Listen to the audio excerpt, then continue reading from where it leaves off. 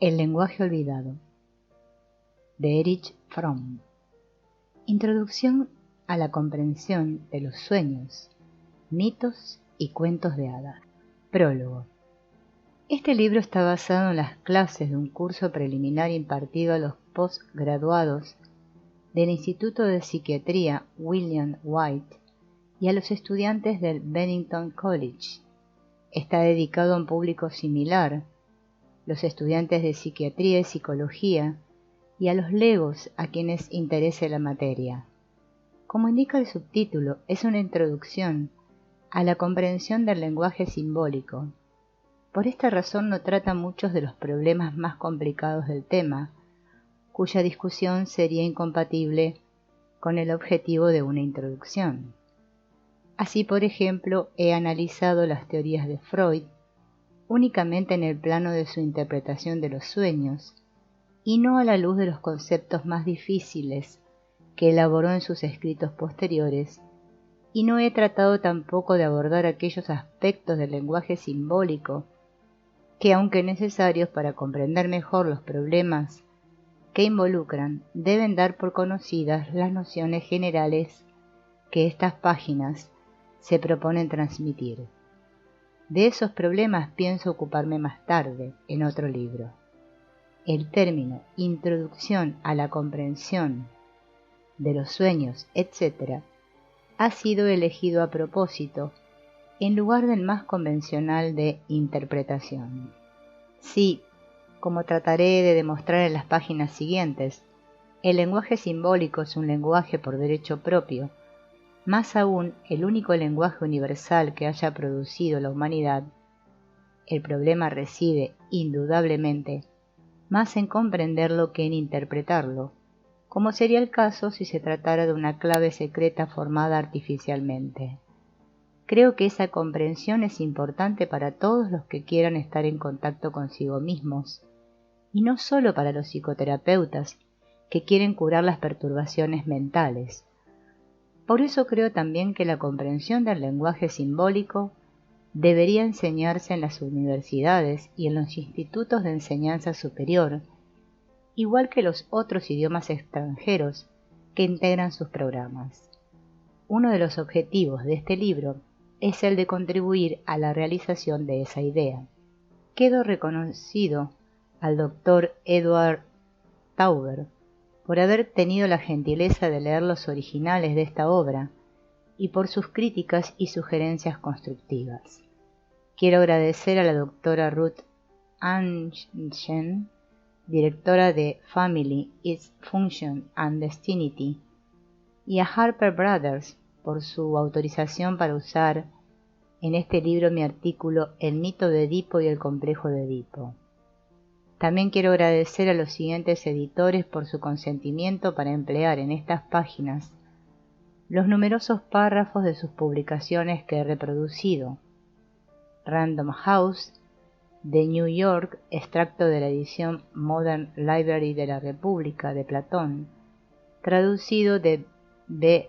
Howitt, Edipo en Colonna y Antígona, traducción de Shep, The Complete Drama, The Basic Writings of Sigmund Freud, traducidos y dirigidos por A. Brill, y extractos de The World of Dream, de Ralph Wood, Allen and Unwin, de Londres, por extractos de la interpretación de los sueños de Sigmund Freud, Burns, Oates and Washburn, de Londres, y Benzinger Brothers, de New York, por el extracto de Summa Teológica, de Santo Tomás de Aquino, traducido por los padres de la Congregación Inglesa Dominicana, de Macmillan Company de New York, por el extracto de Dreams of Spirit Seer, de Kant, traducción de Goderwitz, Houghton Mifflin Company de Boston, extractos de Lectures and Biographical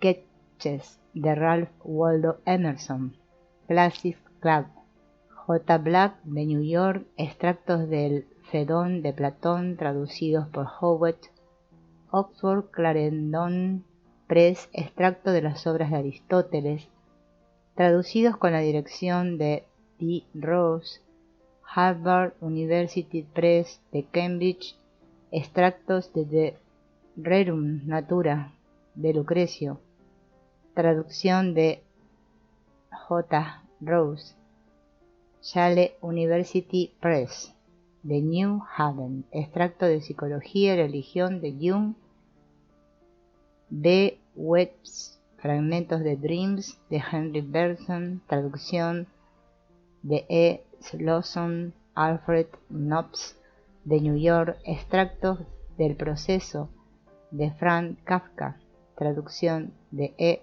Muir. Erich Fromm. Un sueño que no ha sido comprendido es como una carta que no ha sido abierta. El Talmud. El sueño nos despoja del ropaje de circunstancias, nos arma de una terrible libertad, de modo que todos los deseos se lanzan a la acción.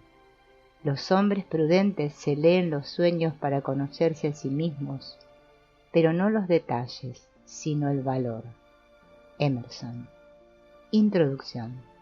Si es verdad que la capacidad de intrigarnos es el punto de partida de la sabiduría, esa verdad constituye una triste apreciación de la sabiduría del hombre moderno. Sean los que fueran los méritos de nuestro alto grado de educación literaria y universal, hemos perdido el don de asombrarnos. Lo sabemos todo, y lo que no sabemos nosotros mismos lo saben los especialistas cuya misión es la de saber lo que nosotros ignoramos. Más aún, revelar asombro es embarazoso, es un signo de inferioridad intelectual. Hasta los niños rara vez se sorprenden, o al menos tratan de no demostrarlo, y a medida que vamos creciendo vamos perdiendo gradualmente la capacidad de sorprendernos. Lo único que importa es saber contestar, saber preguntar, en comparación, es una ciencia insignificante. Esta actitud es quizá la razón principal por la que uno de los fenómenos más asombrosos de la vida, los sueños, provoca en nosotros tan poca admiración y tan poca curiosidad. Todos soñamos, no entendemos nuestros sueños, pero actuamos como si no pasara nada raro en nuestras mentes dormidas, raro, al menos, en comparación con los actos lógicos, intencionales, que realiza nuestra mente cuando estamos despiertos. En estado de vigilia somos seres activos, racionales, que nos esforzamos por conseguir lo que deseamos y por estar preparados siempre para defendernos de los ataques. Actuamos y observamos, vemos las cosas por fuera, tal vez no como son, pero al menos de un modo que nos permite usarlas y manejarlas. Pero carecemos generalmente de imaginación y pocas veces, salvo cuando somos niños o si somos poetas, nuestra inventiva deja de repetir las mismas historias y los mismos argumentos de los hechos que componen nuestra existencia diaria. Somos eficaces, pero algo obtusos. Al ámbito de nuestra observación diaria lo llamamos realidad, y nos enorgullecemos de nuestro realismo y de nuestra habilidad para manejar la realidad. Cuando dormimos, pasamos a otra forma de existencia. Soñamos. Inventamos historias que nunca han ocurrido y que a veces ni siquiera tienen precedentes en la realidad. Unas veces somos los héroes, otras veces los villanos. A veces contemplamos bellísimas escenas y nos sentimos felices. A menudo experimentamos indecibles terrores. Pero cualquiera que sea el papel que desempeñamos en el sueño, somos nosotros sus autores. El sueño es nuestro. Nosotros inventamos su trama. Casi todos nuestros sueños tienen una característica común. No siguen las leyes de la lógica que gobierna nuestro pensamiento cuando estamos despiertos. Las categorías de tiempo y espacio se pasan por alto. Vemos vivas a personas que han muerto. Presenciamos acontecimientos que han sucedido hace muchos años. Soñamos que están ocurriendo simultáneamente dos hechos que no pueden en realidad producirse al mismo tiempo. Tampoco hacemos mucho caso a las leyes del espacio. Con toda facilidad Nos trasladamos en un instante a cualquier lugar lejano. Nos encontramos en dos sitios a la vez. Unimos dos personas en una o cambiamos repentinamente una persona en otra. Somos, en nuestros sueños, creadores de un mundo en el que el tiempo y el espacio, que limitan todas las actividades de nuestro cuerpo, carecen de poder. Otra cosa rara de los sueños es que pensamos en hechos y personas en los que hace años no pensábamos y que, estando despiertos, jamás recordaríamos. De pronto aparecen en el sueño como si hubiésemos pensado en ellos muchas veces. Parece que cuando dormimos abrimos un amplio depósito de experiencias y recuerdos, cuya existencia ignoramos cuando estamos despiertos. Pese a todas esas extrañas características, mientras dormimos, nuestros sueños son para nosotros muy reales, tan reales como cualquier suceso que ocurra en la vida diaria. No hay como si en los sueños. El sueño es un hecho real, actual, tanto que nos induce a plantearnos dos preguntas. ¿Qué es la realidad? ¿Cómo sabemos que lo que soñamos es irreal y que lo que nos ocurre en la vida diaria es real? Un poeta chino expresó esta duda con mucho acierto.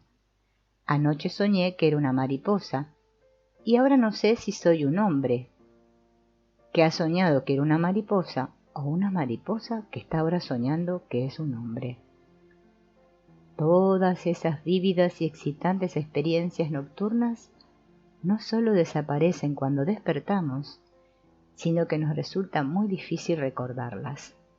La mayor parte de ellas simplemente las olvidamos, hasta tal punto que ni siquiera recordamos haber vivido en ese otro mundo. Algunas las recordamos débilmente en el instante en que despertamos, pero segundos después se nos escapan irremediablemente. Pero hay otras que recordamos, y es de esas de las que hablamos cuando decimos tuve un sueño. Es como si amistosa o inamistosamente nos visitasen espíritus que al romper el alba desaparecen de golpe. Nosotros apenas si recordamos su visita y la intensa actividad que desarrollamos con ellos. Más asombrosa que todas estas circunstancias es quizá la similitud que existe entre los productos de nuestra actividad creadora desarrollada durante el sueño y la más antigua de las creaciones del hombre, los mitos. En realidad, los mitos no nos maravillan mucho. Cuando se hacen respetables por formar parte de nuestra religión, les concedemos una atención convencional, superficial, como integrantes de una venerable tradición. Cuando no contienen esa autoridad tradicional, los consideramos como expresiones infantiles del pensamiento humano anterior a su esclarecimiento por la ciencia. De una manera u otra, ignorados, despreciados o respetados, juzgamos que los mitos pertenecen a un mundo totalmente ajeno a nuestra mentalidad. Queda no obstante en pie el hecho de que muchos de nuestros sueños son, tanto en su tono como en su contenido, similares a los mitos, y nosotros que los consideramos extraños y remotos, cuando estamos despiertos, poseemos la capacidad de crear esos productos semejantes a los mitos cuando estamos durmiendo. En los mitos además ocurren acontecimientos dramáticos, que son imposibles en un mundo regido por las leyes del tiempo y el espacio. El héroe abandona su hogar y su patria para ir a salvar el mundo, o rehúye su misión y vive en el vientre de un gran pez, muere y nace de nuevo, o el pájaro mítico es quemado y emerge de sus cenizas más hermoso que antes. Claro que pueblos diferentes crean mitos distintos, lo mismo que diferentes personas sueñan distintos sueños, pero a pesar de las diferencias, todos los mitos y todos los sueños tienen algo en común, y es que todos ellos son escritos en el mismo idioma, el lenguaje simbólico. Los mitos de los babilonios, los indios, los egipcios, los hebreos y los griegos están escritos en la misma lengua que los mitos de los achantis y de los truqueses. Los sueños de las personas que viven hoy en New York o en París son iguales a los sueños relatados por personas que vivieron hace 1000 años en Atenas o en Jerusalén. Los sueños del hombre antiguo y los del moderno están escritos en el mismo idioma que los mitos cuyos autores vivieron en los albores de la historia. El lenguaje simbólico es un lenguaje en el que las experiencias internas, los sentimientos y los pensamientos son expresados como si fueran experiencias sensoriales, acontecimientos del mundo exterior. Es un lenguaje que tiene una lógica distinta del idioma convencional que hablamos a diario, una lógica en la que no son el tiempo y el espacio las categorías dominantes, sino la intensidad y la asociación. Es el único lenguaje universal que elaboró la humanidad igual para todas las culturas y para toda la historia. Es un lenguaje que tiene su propia gramática y su sintaxis, por así decirlo, un lenguaje que es preciso entender si se quiere conocer el significado de los mitos, los cuentos de hadas y los sueños. No obstante, el hombre moderno ha olvidado este lenguaje, no cuando duerme, sino cuando está despierto.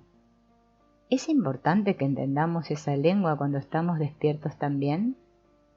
Los hombres del pasado, los que pertenecieron a las grandes culturas del este y del oeste, no lo ponían en duda. Para ellos, los mitos y los sueños figuraban entre las expresiones mentales más significativas, y no entenderlas equivalía a la ignorancia. Solo en los últimos centenares de años de la cultura occidental, esa actividad varió. En el mejor de los casos, los mitos serían candorosas elucubraciones de la mentalidad precientífica, producidas mucho antes de que el hombre hubiese realizado sus grandes descubrimientos sobre la naturaleza y aprendido algunos de los secretos para dominarla. A los sueños les fue peor aún en el concepto de la civilización moderna. Fueron considerados como simples tonterías, indignas de que pensaran en ellas hombres adultos dedicados a ocupaciones tan importantes como la de construir máquinas, y que se reputaban de realistas, porque no veían más que la realidad de las cosas que podían dominar y manejar. Realistas que designaban con un vocablo especial cada tipo de automóvil, pero que disponían de una sola palabra, amor, para expresar todas las distintas clases de sensaciones afectivas. Por otra parte, si todos los sueños fueran amables fantasmagorías en las que se cumplen nuestros íntimos deseos, podríamos tratarlos más amistosamente. Pero muchos de ellos nos dejan transidos de ansiedad, a menudo son pesadillas de las que despertamos comprobando muy aliviados que solo se trataba de un sueño. Otros, aunque no son pesadillas, nos trastornan por otras razones. No concuerdan con lo que estamos seguros de ser cuando no dormimos. En los sueños odiamos a los que creemos tener cariño, amamos a los que suponemos que nos son indiferentes, soñamos que somos ambiciosos cuando estamos convencidos de ser modestos, que nos doblegamos y nos sometemos cuando estamos tan orgullosos de nuestra independencia. Pero lo peor de todo es que no entendemos lo que soñamos, mientras que, estando despiertos, estamos seguros de que podemos entender cualquier cosa con solo prestarle la debida atención.